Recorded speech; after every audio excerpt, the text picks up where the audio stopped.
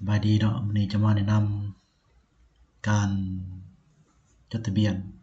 เคลื่อนไหวสิทธิ์เนาะคือการกู้ยืมเงินธนาคารคือเมื่อทำมาเหลือกตอนดินเนาะที่เราต้องการเคลื่อนไหวเนาะตัวอย่างก็จะเอาดินตอนนี้เนาะตอนใหญ่นี้เนาะไปเคลื่อนไหวตอนนี้เลขที่10เนาะออกซื้อสุริจันทร์เขาไปที่มันข่าวสารเนาะเอาเขาดัดแก่เนาะเพิ่มสุขภาพเพิ่มเบตาดินเข้าไปเนาะซื้อเบตาดิน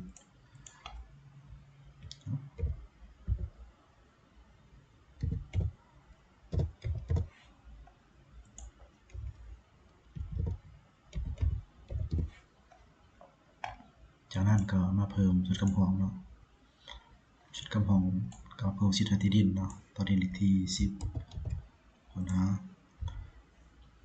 มันจะมีหลายๆตอนเนาะเขาจะเอาตอนดินที่10ตอนนี้เนาะเพิ่มลงมาเดี๋ยวจะมา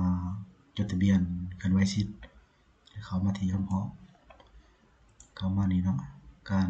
จดทะเบียนเคลื่อนไหวสิทธิ์เนาะจดทะเบียนสัญญากู้ยืมเงินกู้ยืมเนาะสิทธิ์ที่ดิน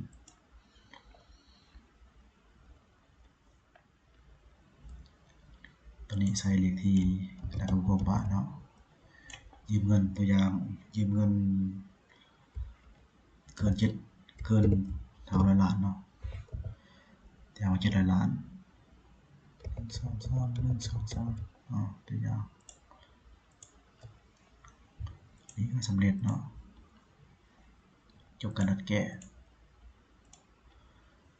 เข้ามาที่โฮมเนาะเข้ามาที่การขึ้นทะเบียนเข้ามาที่การเคลื่อนไหวสิทธิ์เข้ามาที่ดัดแก้เนาะจากนั้นเข้ามาที่ตอนดินนี่เนาะ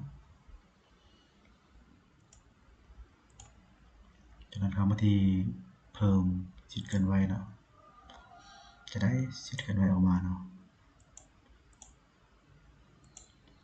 อะไรตามนี้เนาะใส่กระเพชรย่อยเข้าไป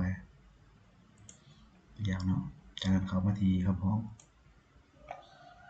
เข้ามาที่ยืนยันการเปลี่ยนแปลง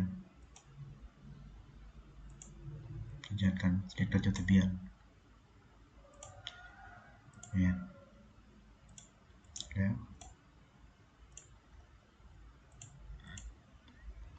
ปิดแอปจบการดัดแก้แยะ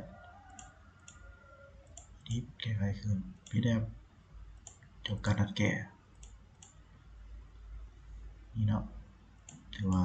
สำเร็จเนาะรับการจดทะเบียนกันไว้บางอย่างง่ายๆนะกันไว้เนาะ